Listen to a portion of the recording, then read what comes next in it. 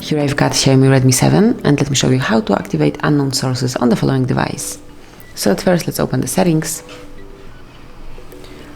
then find and select additional settings here, go to the privacy and now scroll down a bit.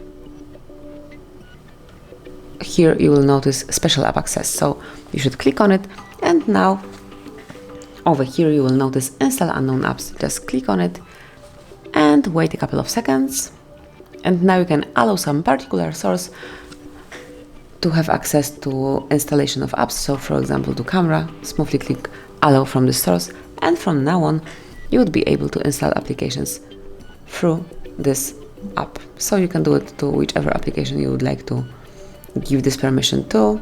Just select the particular application, for example messaging, tap on allow from the source, and now it's active. So that would be all. This is how you can activate installation of apps from unknown sources in your Xiaomi. Thank you for watching. Please subscribe our channel and leave the thumbs up.